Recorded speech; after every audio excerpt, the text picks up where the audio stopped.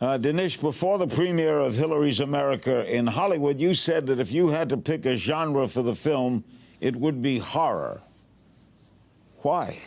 I think what I meant is that, you know, we often hear about the horrors of American history, going back to slavery and segregation, lynching, Jim Crow, the Ku Klux Klan, forced sterilization, sympathy in America for fascism in the 1930s, the internment of the Japanese in World War II. Now, usually when the progressives point out these horrors, they say, look, the South did them, or the Republican Party did them, or America did them. And what I try to show is that these horrors of American history were perpetrated not by America, they were actually perpetrated by the Democratic Party.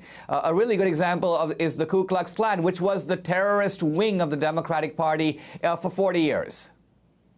You don't think the party has outgrown that? Well, I think that the party has outgrown it in the sense that obviously no one is going around lynching people in the obvious way today. That obviously doesn't happen. But here's what I mean. Many of the same problems that the Democrats inflicted upon minorities in the past, they inflict on them today. If you walked through inner city Oakland or Detroit or Dallas, these places where you have these urban shootings, in some ways you can say that the Democratic plantation is boiling over. And what I mean is they've created horrible lives for the people who live in there. There's no hope, there are no jobs, there's no opportunity, the family structure is broken down, horrible levels of crime and violence, so you almost get PTSD living in those areas. Now remember, these areas of America are Democratic all the way down. Democratic mayors, Democratic city officials, Democratic school superintendents. So who's going to take the responsibility for these things if not the Democratic Party? You claim in the film that several instances where the Clinton trade favors for funds to foreign governments. Can you give me an example? Yes, this is documented in a book called Clinton Cash in excruciating detail, but it's also been supported by reporting in the New York Times, the Washington Post, many other places. Many foreign governments have poured large amounts of money into the Clinton Foundation. And not only that, many American companies that had decisions, trade deals before the State Department, when Hillary Clinton was Secretary of State, were funneling money into the Clinton Foundation, money before, and then if they get what they want, more money to follow, and then excessive speech money to Bill Clinton. So there's a kind of very uneasy kind of collaboration between the two Clintons, one guy collecting the money and the other person performing the official favors. It's quite a seedy arrangement. You recently said that Hillary Clinton wants to be the mob boss of America. What do you mean?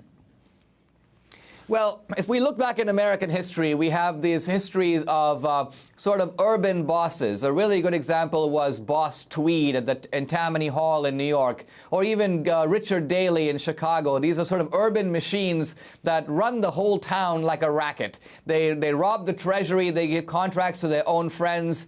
Al Capone, even though a mobster, was closely tied in with the Democratic machine in Chicago. And here's my point. The Clintons are just taking this racket to the national and even the global level. So we've never seen anything like this before in American politics, where one spouse is the Secretary of State, the other is the ex-president. They're doing favors not only for American corporations and individuals, but foreign governments. So they've taken, I think, the idea of the urban city boss and applied it to the whole of America.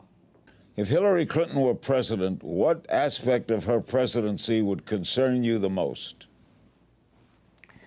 I think what would concern me the most about Hillary would be that she would be essentially looking at the presidency as an extension of how to benefit herself and Bill and establish, if you will, a Clinton dynasty. Now, we've had dynasties in American politics, FDR dynasty, to some degree, obviously the dynasty of the Kennedys. But look, FDR was already rich when he became president. So was Kennedy. Those people didn't become president to try to rob the treasury. By Hillary's own account, she was dead broke. The Clintons have gone from $0 to $300 million at warp speed. Their foundation has over $3 billion in donations. Now, this is not because they invented the iPhone or came up with Federal Express. They've been using politics to make money, and try to think of the kind of power they would have to do that if they were reinstalled in the White House.